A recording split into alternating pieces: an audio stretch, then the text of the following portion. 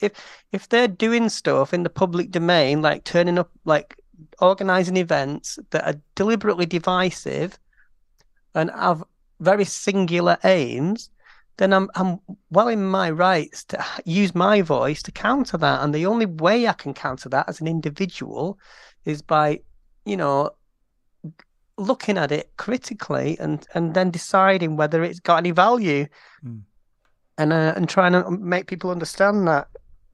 Because when you look at these people's profiles, these are not libertarians. They're not people that believe in, you know, freedom of expression. They're people that want to shut down what people are and how they're like us. They want to take away our basic rights, you know. Yeah. So can you just check that we're live? Because I'm busy. I'm just looking. I've got my YouTube thingy up, right? But I set my YouTube to give me notifications when you go live, but it's not working, is it? Like, bloody technology. Oh, I think we've got it. Yeah, we're up. We're actually online now. Hello world. Sorry for our technical inabilities. I'm going to blame Freda because we're late because she was making the tea for her mum. Well, the thing is, it's just us, isn't it? We don't have a team. Maybe one day we'll have a production team to help us get through the starting of a podcast. Very amateurish, but you know, there's so many buttons to press. It's like, where do you start? You know, it's too much to do on your own, isn't it? It is. So, other than the work thing that you had problems with, how else? Well, you know, what else have you been doing this week? What have you been up to? Well, oh god, have you got any more shows coming up? I've not got any more shows, but I'm hoping to promote the night that I have played at, the the Queer as Fuck. Yeah. And because I like the Feel Good Club. Yeah, and I like the lady that does it, so I said I'm going to just keep helping her promote it. So she does really good. The next one is on the 2nd of December, isn't it? Are you not doing one for that night? I'm not doing it, and I can't go because I'll be working. My next gig I don't know yet. But I've been making videos of, you know, when I did the gig at the one you came to at the Pier Hat, and we made loads of video and messed about. When you disturbed the neighbourhood of Manchester with your megaphone, yeah. I've been editing all that together. Oh, you're doing a special video of it? Yeah, and it's because I'm mixing it with the music, you know, the techno stuff that I'm doing, and obviously the vocal side of it's part of that. That's going to be good. I'm looking forward to seeing that. It's going to be quite intense. Right, so I nearly set myself on fire in my garden trying to do this, Freda, and I've got myself a rash. You know, it's that shed. It's that shed in your garden that's full of rats and God knows what gardening materials. You know, that's my bunker, my music bunker. Your music bunker, yeah. How did you set yourself on fire? What were you doing in there? I bought some fireworks, and the plan was I was going to dance around the fireworks and do it in slow motion. Right. So I but it took me. It was raining, and I was trying to light this firework, and I thought it wasn't lit, and I was. It was lit, and it just went off. You need to be careful in the shed because your mum's not going to come out and rescue you, is she? Well, I didn't read the fireworks code, did I? Yeah, you've got to read the fireworks code. Use a little pamphlet inside the box. You know. Yeah. Keep your fireworks in a tin. It's really funny living with my mum because arm's length. Yeah, my mum's like, "What are you playing at? What are you doing? You're messing about with if now." If you're going to be doing pyrotechnics in the shed, you need to have a fire extinguisher in there for emergencies. I do. You do. Anyway, I'm not burnt seriously, but I did. There was a bit where because I was wearing a big fluffy poofy wedding dress, and it's quite a flammable fabric. Well, yeah. And what's the source of this rash then? Have you had something weird in the shed? What it is, it's mold. Got a mouldy shed. It's got damp. Well, it's a concrete bunker basically. It's got a concrete floor with the breeze block walls and a concrete. Yeah. But the damp, because it's on. Obviously, it's there's a foundation and the damp's coming up through the bottom of it. Anyway, this is really boring. Why are we talking about my damp shed? A podcast about your shed tonight. Freda's damp shed. Freda's shed. This is welcome to Gender Nebulous 8. Yes, Freda's damp shed. Yes. So I had a little trip down to London midweek. Yeah. Did a bit of shopping, had a look around some museums. It was really nice. I try to go down once a year just to, spoil myself. Because why not, eh? Well, you should. You deserve it. Yeah, it was a lot of fun. And I've been up in Scotland yesterday and today, visiting Jess and Nooms, my friends. So we had fun. And how did that go? It was good. We had a good time, yeah.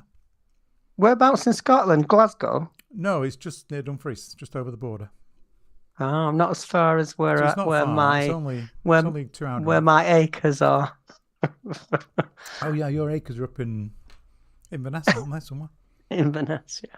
Inverness. I actually want to go there and visit, but it's just so far. I want to come and see this piece of land camping site you've got, whatever it is. Well, no, it's not. No, that's not mine. I don't want to get into let's not get into the details. But it's some land that I've got to sort out, and I'm going to just sell it to J.K. Rowling, I think. I don't think she's going to buy it, to be honest. But anyway, you can try. She could afford it. Anyway, we don't talk about the wizard lady on this show. Oh, the wizard woman, the wise woman. So anyway, topics for today. just to say, is this official now? We're not allowed to mention her because we did say we weren't going to mention. She does come up an awful lot. She comes up an awful lot, and it's always negative.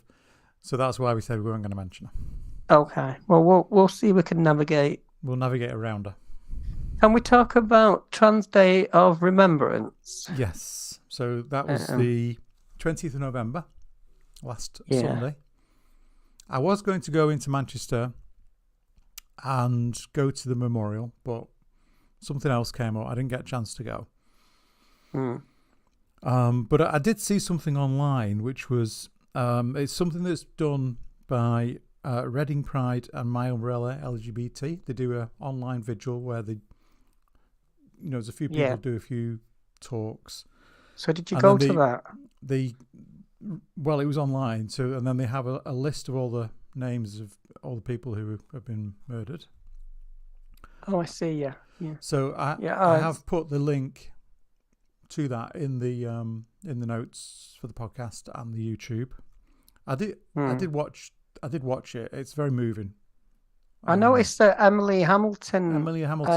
She did a speech. And I follow her on Twitter. Yeah, and Jason Potts, he had a speech in there, and they read out all the names, and there was a choir doing some songs. It was really nice.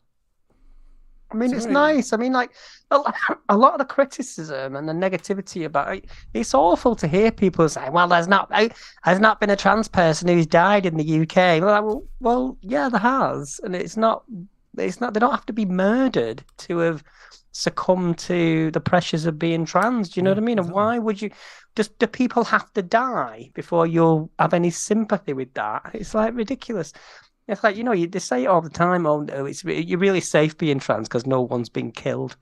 Yeah, there was somebody killed in the UK this year. I think it was in Northern Ireland. Right. Well, I didn't know that. You see, it's unusual. I mean, I don't think there was last year. It's unusual because there's so few of us. But you see, the thing is, that list doesn't take into account all those who may have had, mental health problems. I think that's what it's about. It's not when they say remembrance. I mean, it does sound a bit, it can seem a bit like, over. I sometimes think, oh, well, we don't want to be too kind of, like it's like we're going to stand at the cenotaph of trans. I don't think it's that. But what it is, it's like just acknowledging that we are fragile. Yeah. We it's difficult. And it comes at the end of Transgender Awareness Week. It's kind of like exactly, and it's just a nod, and it's just a nod to, and it's for us, to say, and in the world that we know that. People have succumbed to horrible crimes, and we can see, what happened in Colorado Springs last week. Yeah, exactly. The killing of 5 people in the Q Club. It's really nasty how that got weaponized as well. It's I think that was on. The first thing that happened was the LGBA. Yeah. Tried to make it. I think it was a bit of an afterthought because somebody must have given somebody a nudge and said, we're going to have to post about this. Well, they didn't mention anything about trans, but we do know trans people were. What they said was solidarity with LGBT people around the world, and completely forgot to mention the T, Q, and the I, and the plus. Yeah, typical. Yeah, really. well, and obviously there was a trans man there who was killed. Yeah, and there was a trans man who was ex-military who neutralized the shooter. Yeah. Well, that was I the just wanted stuff. to read out the 5 names of those who were murdered. So it was Daniel Aston. Yeah. Ashley, I think it's pronounced Poor. Derek Rump, Raymond Vance, and Kelly Loving. And there were 17 others who were injured. So it was, had that guy not stopped him, it could have been, hell of a lot worse. And I think this happened either the same day or the day after TDoR. I'm not sure exactly which day it was, but the timing could not be worse. But it's like, is that coincidental or is that deliberate? It's hard to know, isn't it? I don't know what the guy who did it, what he's about. I don't know. I'm not really. No, it's really hard to sort of. But yeah, probably.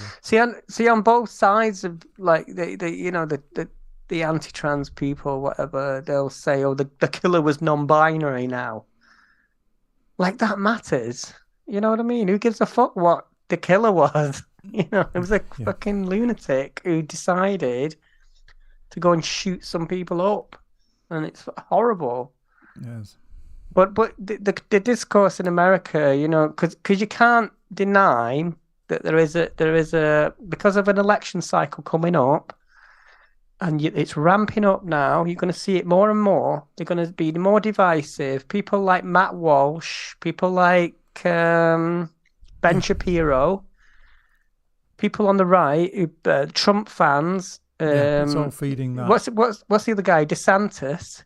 Yeah, the Florida guy. Yeah, he's worse. He makes Trump seem moderate when you look at him. And you're going to see this ramping up now of these polarized debates, and the trans debate, if there is such a thing, is going to be weaponized there. And this is what I mean. It's ramping up the negative conversations, and this event in Colorado Springs may have been a result of some of that. We don't know. We're speculating when we say that, but I wouldn't be surprised if there's links between that guy and all this stuff that's going on in the States. I can't see that not being linked. But I'm seeing, like, this is why I'm very, very careful and critical of people like, I keep bringing her up, but Kelly J. Keane. She's just gone on a tour of America, and the good thing about it is it's shown that wherever she's been told basically there's been a big counter protest in every city she went to, and then they ended in New York, which, like, you don't go to New York, probably the queerest city on the planet apart from San Francisco. With some pretty fierce trans people living there. You're not gonna get any moderate views in New York, are you? Let's face it. New Yorkers are not known for their moderation. No, absolutely not. And but what I was gonna say there is there are people out there that are very vulnerable. This is not to excuse murder. That it's just that the kind of people that do that kind of thing have mental health problems. They have the kind of fragile. They can be easily influenced. They can be manipulated by the rhetoric of somebody like that. And if somebody keeps saying that people... It's stoking things up, isn't it? All the time. It's stoking. She's deliberately there. That's why she's there, to stoke up opinion. She's not there to be nice. She's stoking it up deliberately. Yeah, but if everything... Imagine if you're like one of those frustrated incel kind of people who... And all you're hearing all the time is trans people are sexual predators. Trans people are trying to force children to be trans and all this kind of stuff. This is I'm not making this up. This is what they actually say. If you absorb all that and then you've got access to an automatic rifle, you know what I mean? It's like I just don't. I mean, this is not the only shooting, obviously, that's happened in the States this week.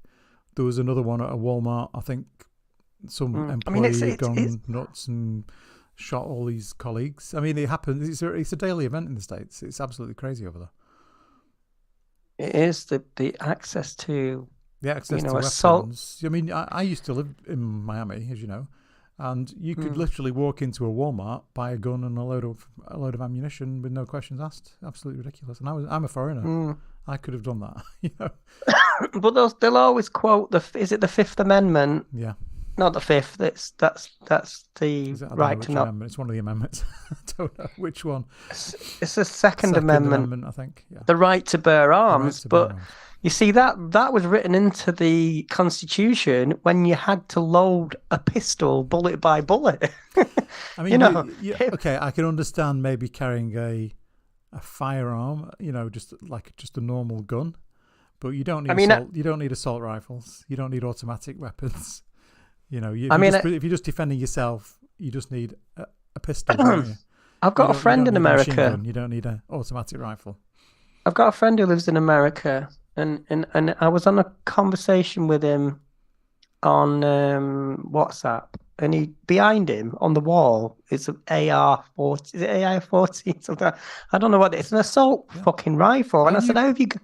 There was people I worked with who had massive gun collections just stored in their garages, and they would have barbecues and invite people over to just look at their gun collections. Well, they just go out in the desert. Gun culture is rampant over there. But it's kind of they'll go out into the desert and practice shooting. But what are you practicing for? What? They're practicing for the day the government takes over. That's that's why they have all these armed militias. Realistically, though, the US government, if the government wanted to turn its weaponry onto the people, I don't think they'd stand much of a chance. Well, I mean, any police force in the US, it's like an army anyway, the amount of weapons they have. It's pretty. Do you know the more important thing is my fringe isn't yes, straight. Let's not talk about the US and their weapons. That's I saw my fringe. Right, so that was quite. Are you infringing on our conversation? I mean, it's quite easy for us in the UK to conjecture about the US, but we're not part of that culture, are we? You know what I mean? It's like we don't. Imagine if I could go and buy a gun. I mean, I can't imagine it like going into Asda. It'd be like going into. I can buy fireworks. I need some eggs. I need some bread. I need a gun. I need some ammunition. It's like Yeah. Mad. Bag of sprouts and a bag of bullets. Absolutely crazy. But it's not funny, really, is it? It's not funny, but oh god, it's not funny because this shit has gone. I mean, I don't know. I mean, I'm worried about this election cycle coming up because you can't say that because it's like people say, "Oh, that's America. What it doesn't affect us," but it really does. It does. I mean, what starts over there comes over here. Yeah. Needs to be careful. So anyway, we say we weren't talking about the wizard lady, but there is one topic that includes the wizard lady, and it was the comments that Stephen Fry had been making. He had appeared on Roger Bolton's Beeb Watch podcast. And I think what he's saying is he wants all his friends to get along with each other, because he's friendly with the wizard lady, and he has trans friends, and he just wants them all to stop fighting with each other and get along. Go and have a game. Yeah, very diplomatic there, Stephen. Drink some sherry or something. I don't know, but how do you feel about that? I mean, I do like Stephen, but he has come out with these statements over the years, I think he's probably friends with J.K. Rowling, and that is a dynamic that is, going to change his. Because when you're friends with somebody, he's in that circle of celebrities, isn't he? So of course he is. So if you know somebody personally, their opinions kind of differ, or mean something different than if because the only way we understand J.K. Rowling is she's the promoter and the better of people that hate us, and she is, because she sat around a table in a posh cafe in London with every single major turf that is writing about us. Yeah. So when people say, "Oh, what J.K. Rowling said that's transphobic," she's not transphobic. She's just got genuine concerns. Well, I'll tell you what. Fine, J.K. Rowling might have genuine concerns, but when you start promoting the work of people like Helen Joyce, Julie Bindel, Susan Moore, Kathleen Stock, trying to eradicate trans people, basically. They hate us. J.K. Rowling. If it was like just two friends having an argument, and Stephen was saying, "Okay, can we just not argue about this? Come shake hands, whatever." I mean, I understand what he's saying, but I don't think he realizes the depth to which because the wizard lady's side of the argument, when you're somebody harms and damages trans people. That's the thing. If you're somebody as famous as Stephen Fry, I don't think he sees the world from the ground up. No, he's not. He doesn't see the world. He's and I don't hate him. I don't have any problem, because he's quite a good. When I've watched him on the telly and I've listened to him talk, I thought, he's got some really nice, interesting things to say. Yeah. But we can't. I know there are some people out there, some trans people, will say, "Oh, we've got to cancel him now," but I don't really agree with that. I just think that he lives in a different world to us. He does. He absolutely lives in a different world. And it doesn't make him right. It doesn't make him right. Yeah, when I listened to it, because I wanted to listen to what he said, so I listened to it, and I can kind of understand what he's trying to say. He just said it really badly. But if you take what he's saying and say, if we could all sit around the same table, if there was a level playing field where my opinion, your opinion, go on. Sorry. Somebody like Paris Lees. I'm trying to think of famous trans people here, which is really difficult. If we could sit around a table and have that conversation with J.K. Rowling, that would be fair. But we don't live in that world. We live in a world where free speech is weighted by the influence you have. So there's no level playing field. Of course, we've all got the freedom to say what we want. Yeah. But some people's opinions travel further and have more publicity simply because when Stephen Fry says something, people listen, don't they? I mean, it's. But he went up. He's flounced off Twitter, hasn't he? He's done that a few times. I mean, that conversation we were just having, it kind of leads us on to the thing you've done this week with the interview you did. Do you want to just explain what that was about? Oh yeah, I decided. I wanted to have a conversation with somebody that was on the gender critical side of the debate. And now I was careful. There were a lot of people I spoke to and asked to do this, and some of them said they might do it. But this I think is a lot of an extension to the project you're doing with the recorded voices thing, isn't it? Yeah. And also, I didn't want somebody to think that I was trying to set them up, because I'd had a few arguments with the person, Salt White, and she has said some quite, bordering on kind of, I wouldn't say, I'm a bit hesitant about calling her transphobic because I have spoken to her now. Yeah. She did have quite a nice conversation with me, but I have seen her kind of being nasty about Eddie Izzard, and it's not about Eddie Izzard, it's about the fact that Eddie Izzard is trans now. Yeah. Do you know? And it's like, that since you've had your conversation. And it's not our fucking place to start judging somebody's looks. No. Because they wouldn't have done that when he was identifying as he. But suddenly, because she's identifying as she now, they're analysing everything that she does and looking at how her dresses fit her and how the shoes don't match her handbag. So she's just criticising for the hell of it. So it's become a kind of misogynistic kind of thing to me. So, but that's fine, if we all bitch about people. We can all have nasty. I was bitching about Laura Koonsberg this morning, but I wasn't. It's funny. You should mention that. We were too. But anyway, go on. But I wasn't commenting on the way she looks. You know what I mean? I'm not. I might comment on something somebody says and what context they say it in, but I'm not going to post a picture of somebody in an ill-fitting dress and go, "Oh my God, look at the state of her." Well, I mean, she's doing it deliberately to poke fun, isn't she? I think I mean, people have done that to me, and I'm not even. People have found photos of me on Twitter and retweeted them to try and get people to ridicule me. Yeah. And I'm like, yeah, I look shit then. I look like a fucking mess. But why'd you feel the need to make me feel like that? So I don't know. It kind of comes into that bullying thing. That someone's bullying you, that's the kind of behaviours they do. You know. I mean, I look like I'll be a little pretty rough now. Do you know what I mean? I'm not bothered. I'm just, I look better. But you can't live your life thinking about how you look all the time. I mean, I like to look perfect all the time, are they? I mean, I like to look nice. You know what I mean? So it's kind of hurtful when people take pictures of you out of context.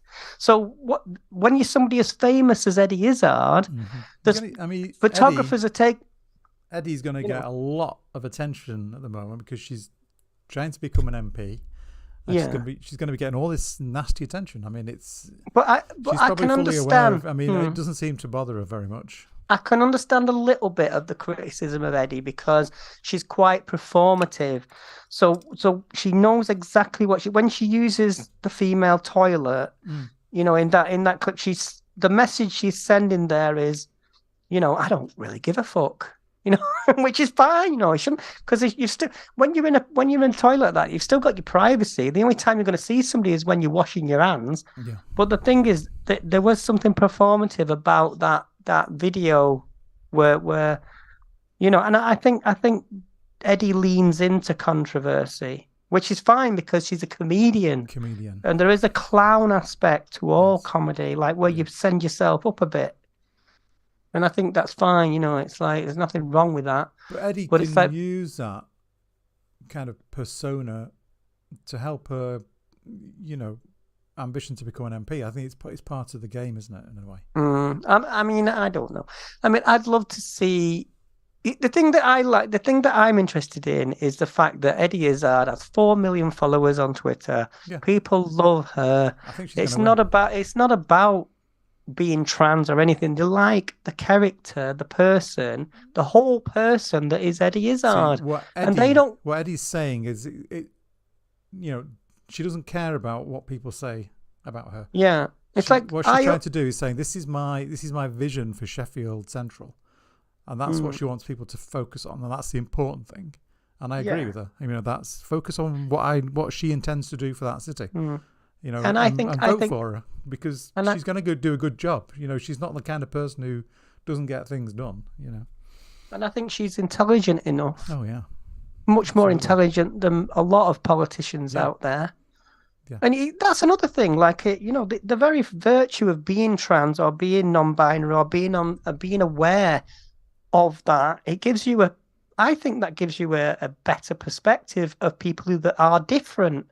Like if you're just a bloke from Sheffield who's, cis and has never had to face any kind of discrimination in your life, you're not really going to be a good representative of anything, are you really?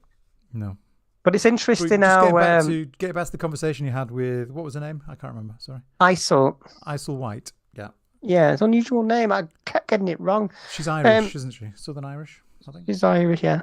So she was quite what we're sweet. Do with your conversation is turn it into a podcast episode, aren't we? Yeah. We're going to do a little preamble before it, and then we're going to put it out as a podcast. So I think we need to, explain the reasons why you wanted to do it, because when you listen to it, there is some. I guess there needs to be a warning about the content, because some of it, could be kind of interpreted as being transphobic. Do you think it's triggering? Yeah, it's triggering. Some of it's triggering. But I think she was very moderate. Have a good conversation. The conversation does it moves along, and you both have good points. I think it's a good conversation, even though there's some things that are said which I totally disagree with, and there's other things that the points you make which I totally agree with. So yeah, I think the way you ended up with the conversation was you kind of agreed to disagree, and you both respected each other's position but agreed to disagree on the major points. Well, there was two things going on there because I had actually spoken to her on Twitter on a DM. Yeah. We'd had a couple of nice conversations, so she didn't see me as this TRA. I'm obviously not out to harm or to make anybody look like they're a nasty person, but she can't get away from the fact that her tweets and some of her tweets are leaning in very heavily to those arguments about prisons, sports, toilets, and I consider those arguments valid, in the arena, but a lot of the people that push those arguments are not interested in any of those things. But what they're interested in is trying to exclude trans women. Yeah. It's always trans women. It's very rarely trans men that they consider. Right. So anyway, so we will put that out as a special podcast. We'll do a little preamp, just to kind of frame what we want to say before it goes out. But I did want to try and get to the bottom of, where it came from, her interest in, or a kind of, how she was. Didn't she say her father formed, I can't remember what it was, there was some large organization? She was saying that something, with the troubles in Ireland and something, and about I can't remember what it was now. I have to listen back, but I don't want to say because in case I get it wrong. But she was talking about her history of amnesty, something to do with amnesty. Yeah, that was it. Yeah, that was the one. But she's an interesting person. I wouldn't have spoke to somebody I didn't like in some way. But obviously we don't agree. But anyway, we will put it out, but it's done with warnings. Yeah, and I think she was gracious and it was generous of her to do it.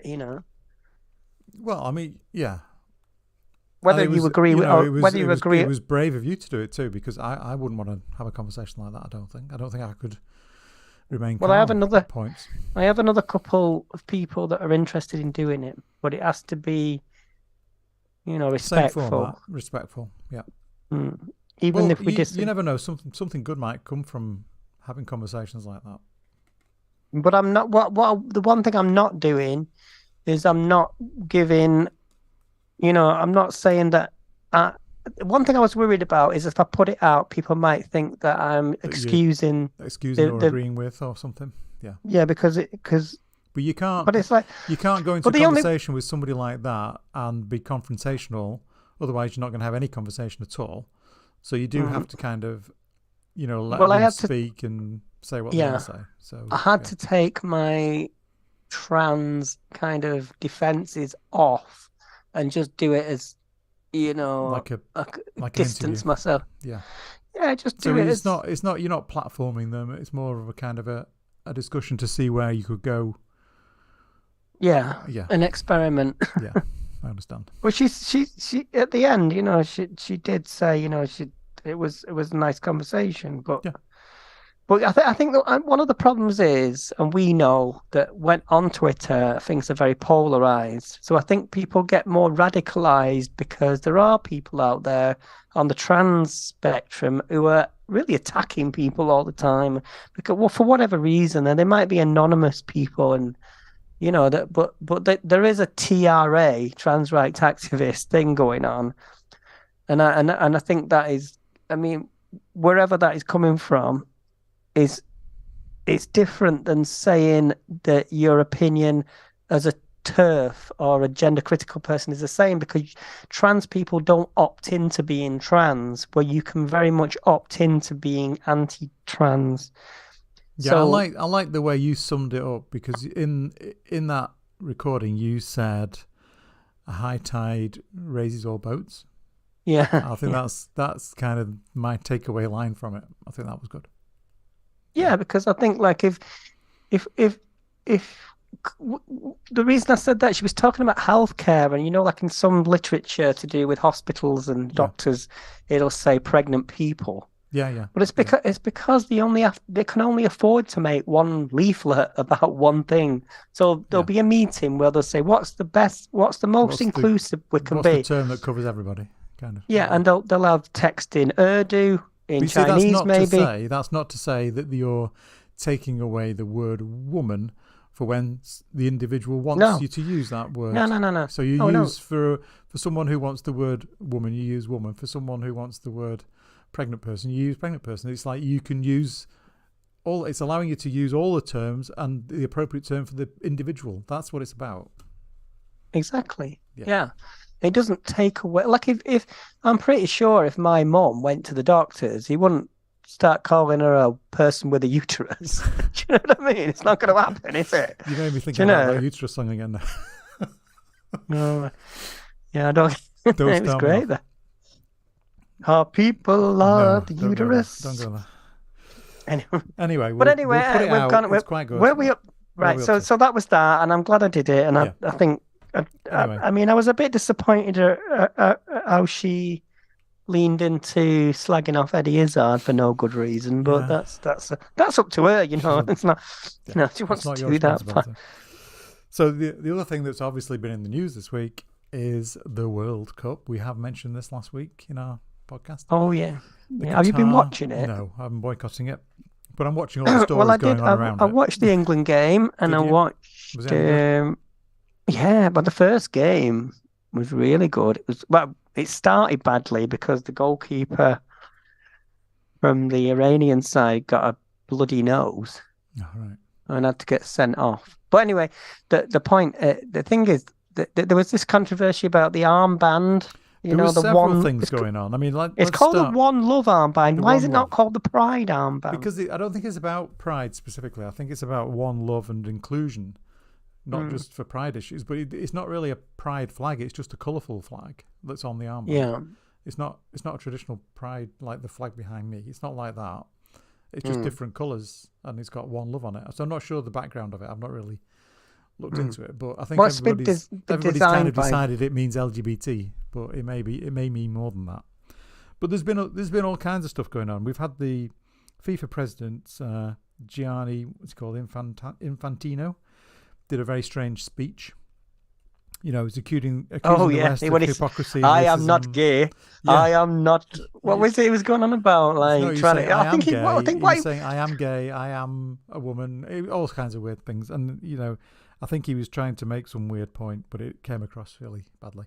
And I think what he was trying to do was demonstrate because he said something about what was it? You know, we are not the Europeans have caused as much hate and he was saying that the Europeans need to apologise for the next 3,000 years for the past 3,000 years. That was it, yeah. I mean, probably true, you know. I mean, if you want to look at it that way. True. I mean, we're not, you know, Europeans are not perfect in any sense of the word, are they? I mean, yes, they've done a lot of atrocities over the years. That's true. But we're talking about the point we're talking about is the World Cup today, and you know, and all that history that Europe did.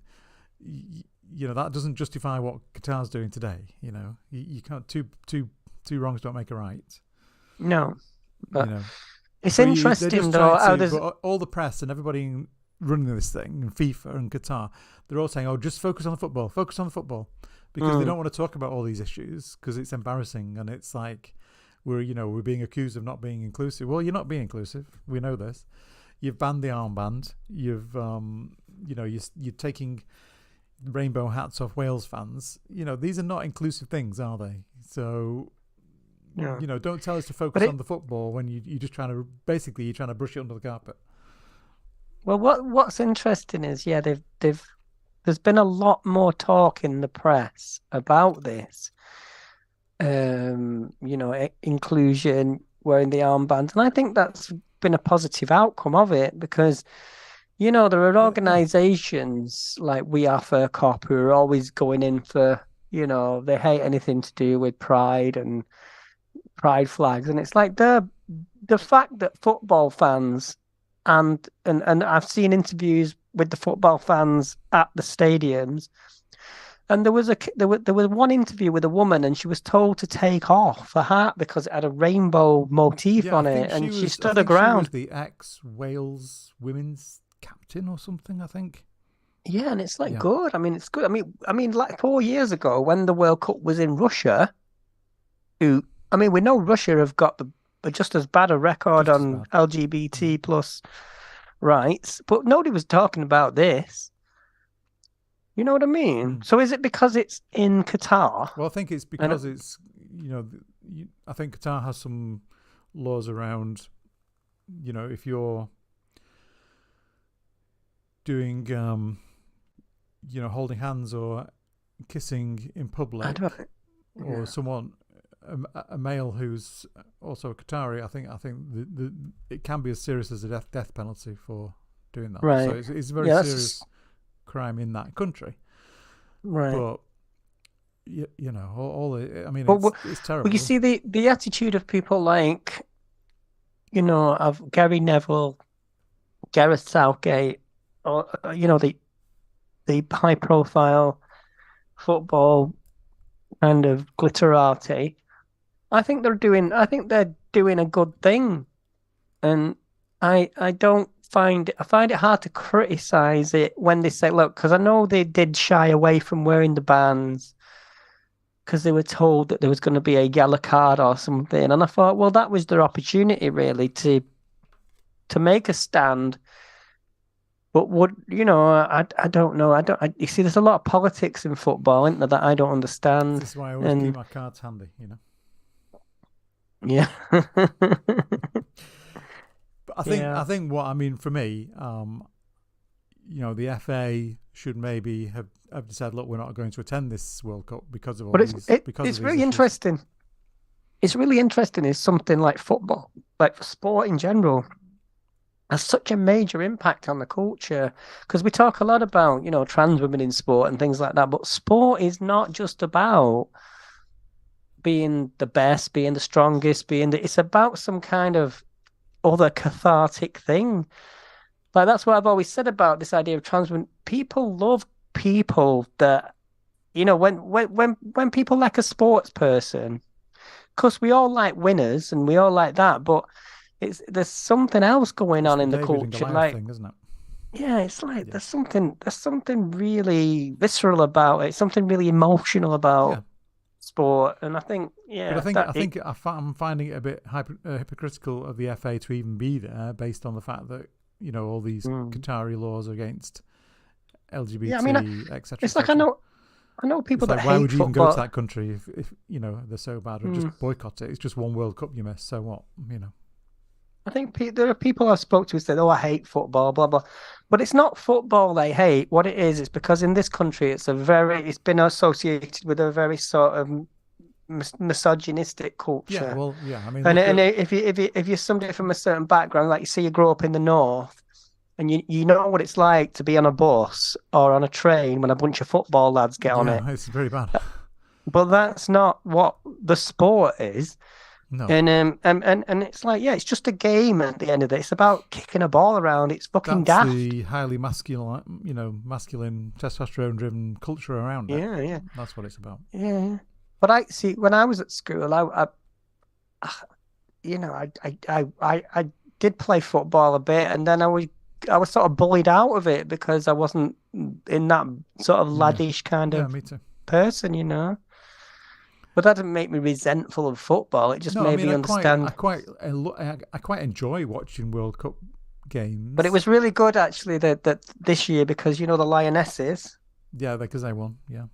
And that was brilliant, because it shows that. And then we saw BBC presenter Alex Scott wearing the armband when she was doing an interview. Oh yeah, that was great. That was good. Yeah. I mean, that was so absolutely brave. Yeah. I mean, we say brave. I mean, she's shouldn't doing be that brave. not knowing what the consequences are going to be. I mean, probably nothing, hopefully. But, well, she's a representative of was it BBC? BBC Sport, yeah. So, at least she did something. I wonder if there was a meeting like where she said, I'm going to wear this. Give me the armband, I'm going to wear it. Yeah, I wonder if I would like to know really what, because did all the other people in the studio wear it? No, I didn't see fucking Gary Lineker doing it. So yeah, good. She's super brave for doing that. Alex Scott, well done. She's great. Yeah. Anyway, enough talk. And then there was the other thing about, I didn't think we'd be talking about football so much on our Gender Nebula. What about the Joe Lycett thing?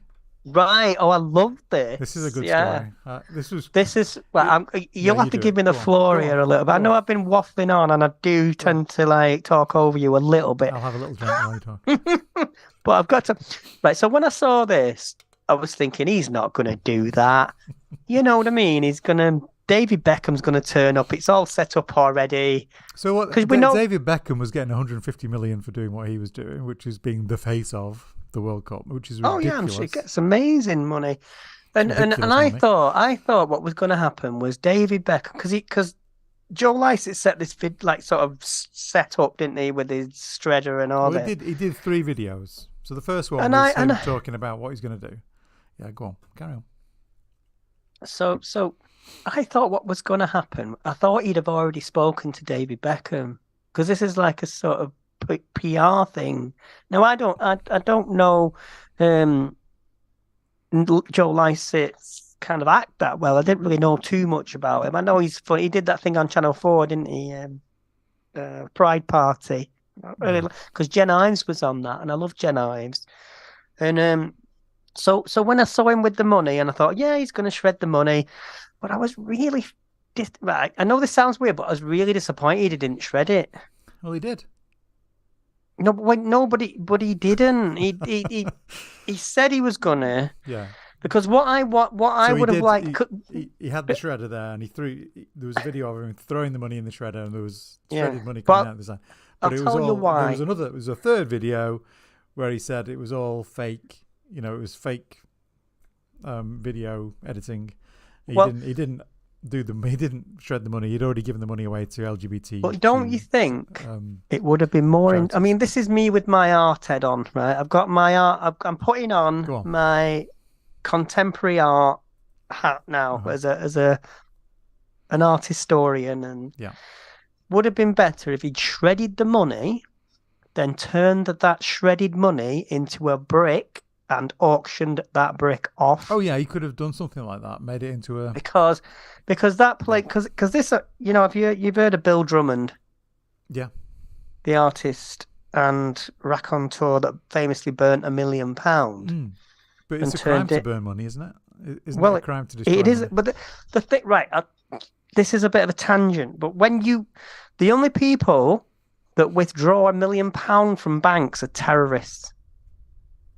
Right, so when Bill Drummond did that, when he had to do it incrementally, and the bank cancelled all that money, so as soon as that money left the bank, it became worthless. Okay, I didn't know that. Right, so because that kind of money, it's just paper when it becomes cash. So the bank still had the insurance for that money. Do you understand do you understand? So when they burnt it, they didn't take any value away from it. They added value to it because it became a cultural artifact. And the KLF turned that money into a brick of ash. Right. And the brick of ash is now worth more than the £1 million. Right. So that's the story of that. Something like that, I guess.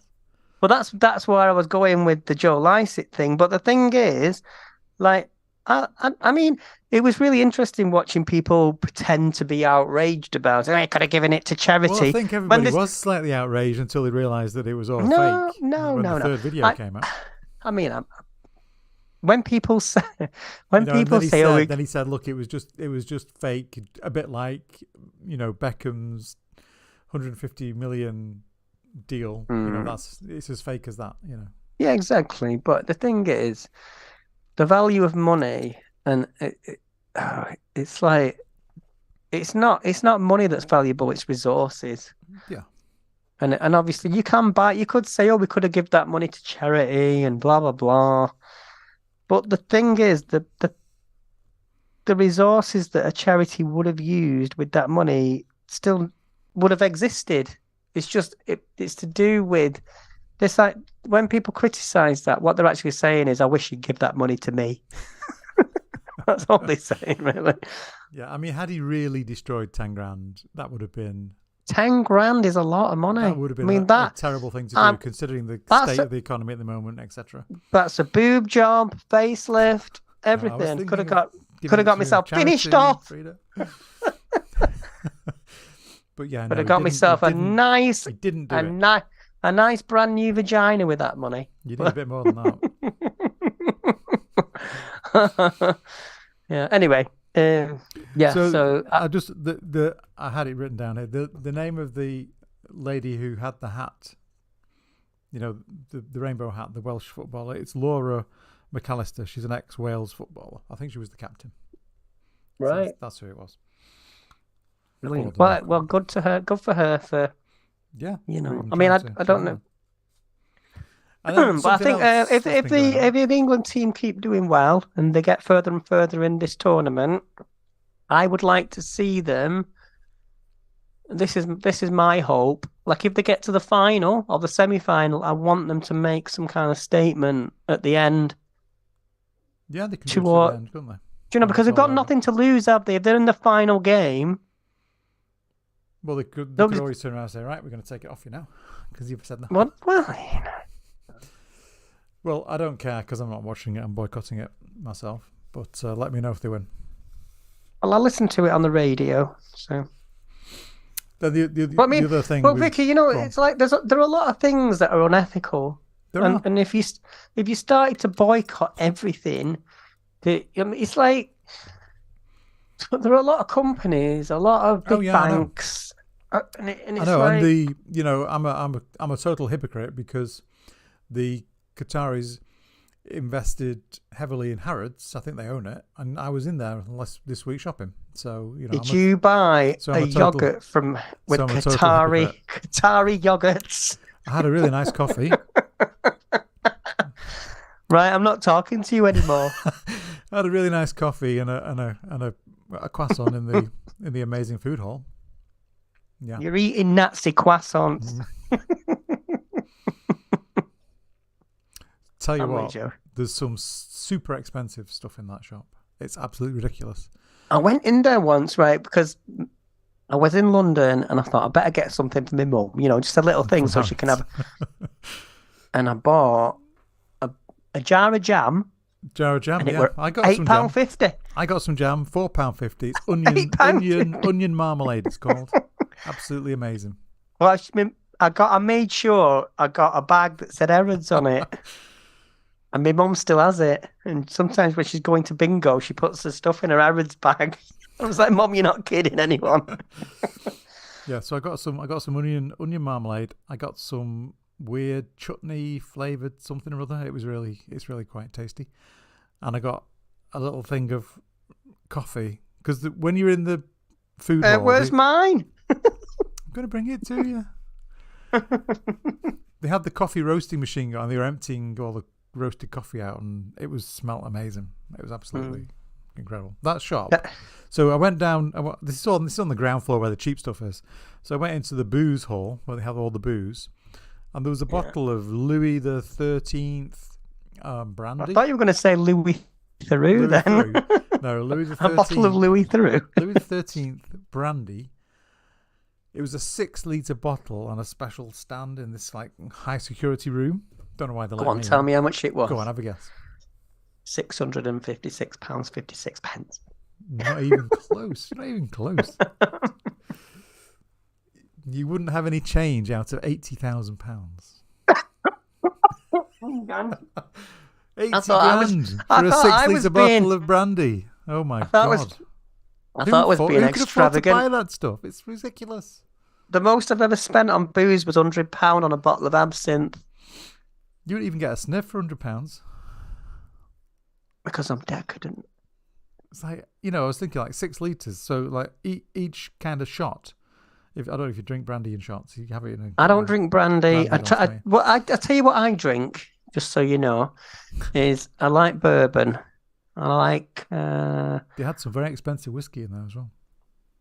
I like Scotch whiskies. I like Jura. Yeah, I like a Jura. And that's kind of what I've just had in this Coke. I hope you didn't spend 80 grand on it. No, it was £15.50 from Offie. Yeah, so if you have any property that you own in Scotland, you could potentially sell it and buy yourself a bottle of Louis the 13th brandy for 80 grand. But do they sell custard tarts? I'm sure they do, because there are some amazing. If you go to the cake area on the food court, oh my god, you should see some of the stuff they have there. Absolutely amazing. Well, did you have a sit down meal? I did not in there. No, I just had a coffee and a croissant, and I bought a few bits, and then I left Harrods because I decided I shouldn't be in there because I can't afford anything. And sounds nice. I went and had a look in the V&A Museum, and I had a look in the Natural History Museum, and had a wander around. It was very nice. And then I came back to sunny Manchester. It was really nice. So all the trains were ran on time. Everything was great. I was going to ask you if the trains were all right. Yeah, it was good. So that's me for another year. Yeah. So can we talk about the Women's Hour thing? Because Women's Hour, BBC. This was annoying me because I listen to Women's Hour. I do actually like listening to the stories and the news they have on there. I think it's really interesting to hear it from the news and everything from, the thing is, like, people might say, well, why are you listening to Woman's Hour as a trans woman? It's like, but it's not about gynecological stuff, So it might be sometimes, but what it's about politics from a female point of view. Mm-hmm. And what that does is it shows you discrimination. So I'm sure lots of men listen to Women's Hour and get something out of it. But I had this argument with somebody because I was posting about Women's Hour and they said, why are you listening to Women's Hour? I was like, what? Didn't realise it was restricted. It's not Vagina Hour. You know what I mean? It's not X chromosome hour. Freda Wallace. Well, yeah, but I've always listened to it because I'm interested in feminism, but the problem I've got with Woman's Hour now is Emma Barnett is. Was this her show then that this happened on? The Brain of Britain thing that we're about to talk about? Yeah, because she's talking about Brain of Britain, and they listed the contestants on the shortlist or whatever, and one of the contestants happened to be a trans woman. But they were trying to celebrate the fact that it was an all-woman final list of finalists. Yeah, I suppose. Yeah. So it was an all-woman final, but one of the women was trans. Yeah. And that's fine, but they posted, and there was a bit of a ding-dong on the Twitter where people were saying, she's not a woman, she's trans, and all this. And what they should have done is just ignored it. Yes. And they should have just got on with it, the story. Yeah. But what they decided to do is apologise. Yeah, I'm going to read it out. I've got it on my screen here. I'm going to read. Do you want me to read it out? Yeah, go on then.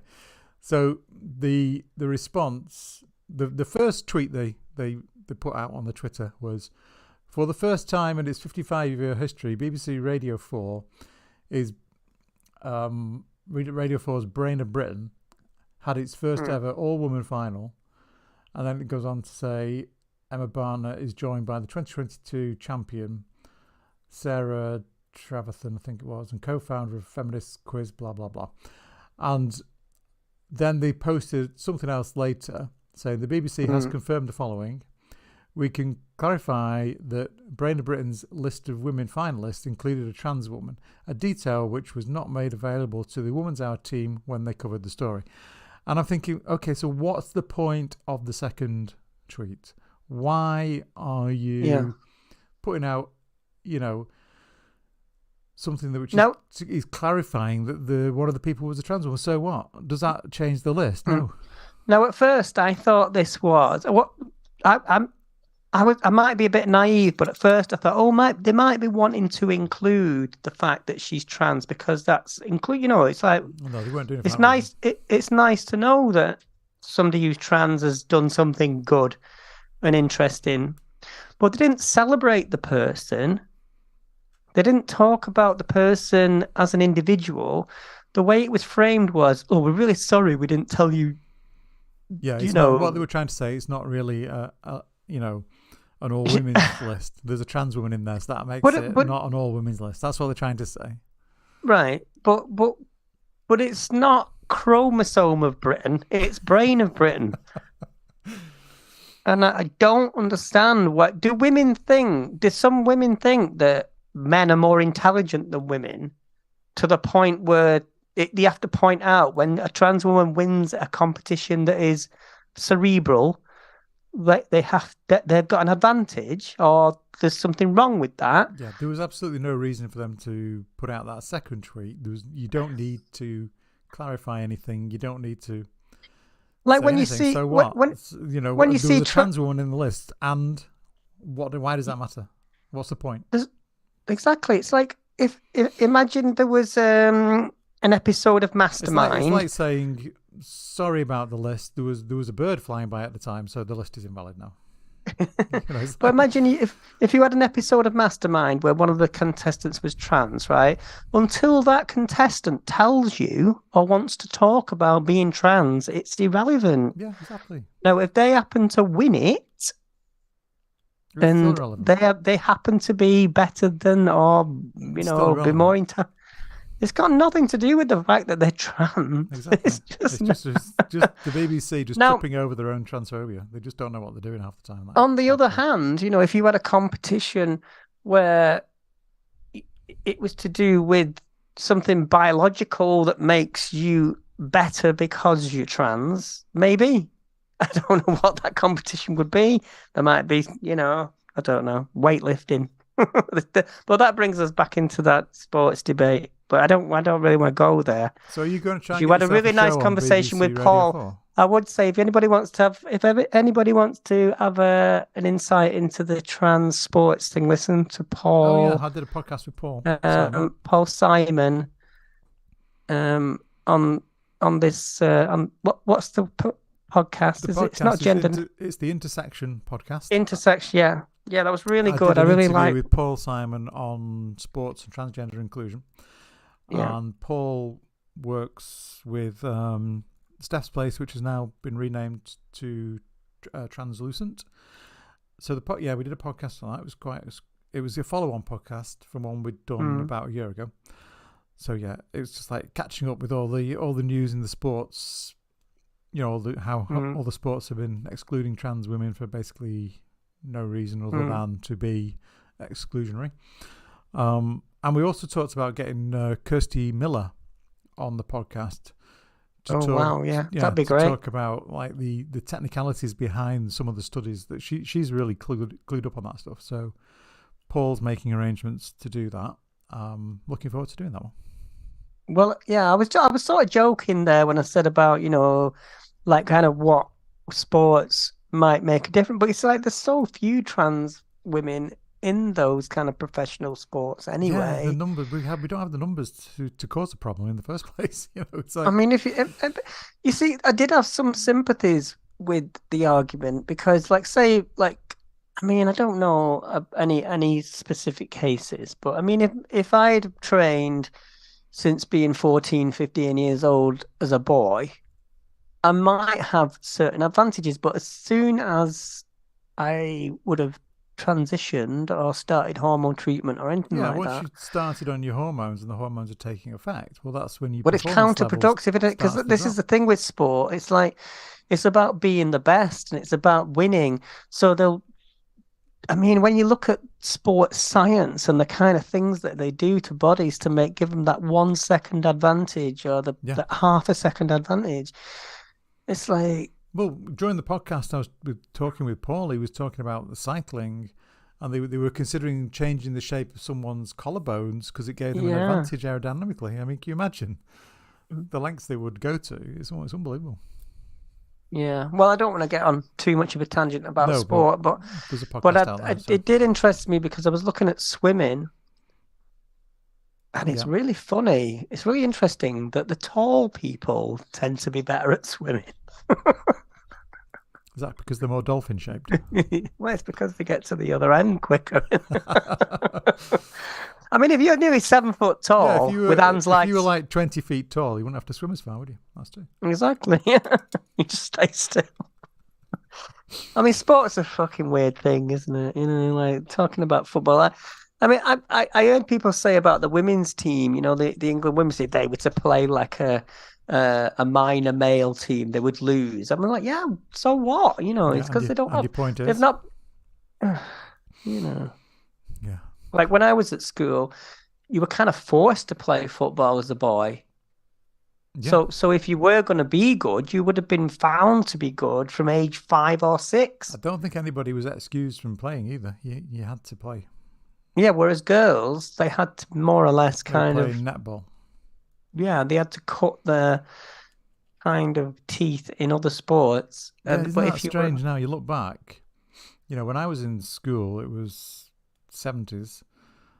You know, everybody was channeled into sports based on their sex. hmm, You know, imagine doing that today. It's like you're a girl, you can't play football. Well, it's ridiculous. well, you see, I wasn't really sporty at school. I mean, Well, I I, wasn't, but I, I did enjoy sport, but because of the culture around boys and I don't know. I felt bullied out of it because I yeah, wasn't strong and I wasn't like you weren't laddish you and I weren't wasn't that. competitive I enough. didn't like that kind of rough and tumble kind of thing that, what you need to have to be Were into you made to do rugby cross or. country running? Oh, yeah, I used to do that. Yeah, I Right. used to run away from people very fast. Yeah. So I did cross country running. I was made to do football, which I hated doing, and I did basketball. Yeah, that's what I did. Hated it. Well, one of the sports I liked, it wasn't really an official kind of sport, but I like playing conkers. So if that had been an Olympic Olympic sport, conkers, yeah. Did you yeah, have I'm any gonna have me secrets to make you conquer the hardest conquer? just go to the right forest. I'm Well, gonna have my custard tart now. go ahead. Aren't you supposed to Have we, soak them in vinegar and then bake them in the oven for have we got any a other month? topic?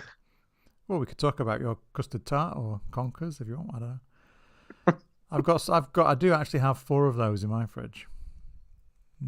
Well, this is my tea. Actually, we've been gassing away here for an hour now, Freda. So, We don't have did we any more cover? topics. No, we've run out of topics. Did we have any more topics now? No. I will edit. Do you want me to do something with that? Yeah. The video I did with Yeah. What we'll do. Miss Oh, White. what I wanted to do with this podcast today was you had there was a track you did, a poem. Oh yeah. Sorry. Got your mouth full of custard tart, you tart. I wanted to add that onto the end of the podcast. Obviously, not onto the YouTube because we're doing a live YouTube. So yeah, you need to send that to me, and I'll add it to the end of the podcast because it was really good. Well, and then for the video you've done with the lady from Ireland, whose name is escaping me at this minute, Mrs. White. Lycett White. Lycett White. We'll make that into a Iseult, podcast. sorry. Iseult White. A podcast and a YouTube video, not a live, obviously. And we'll put those out. I'll try and get that done over the next day or two. I can't stop eating this now. No, I'm going to have one of mine now. You've got me thinking there. Right. So we should I think say with goodbye to our listeners. I think we've talked enough shite for one day, haven't we? Yeah, they'll all be asleep. There'll be nobody watching now. They'll all turned off. They'll all be watching the football anyway. So Oh, is the football on now? I don't know. It's probably on. It's the World Cup. It's on every minute of every day, isn't it? Right. Yeah. So let's say bye bye to YouTube. Bye. Don't forget to subscribe. Like, and please come back. Please. Okay, how do I stop it? End broadcast. Let's see what happens. Sorry.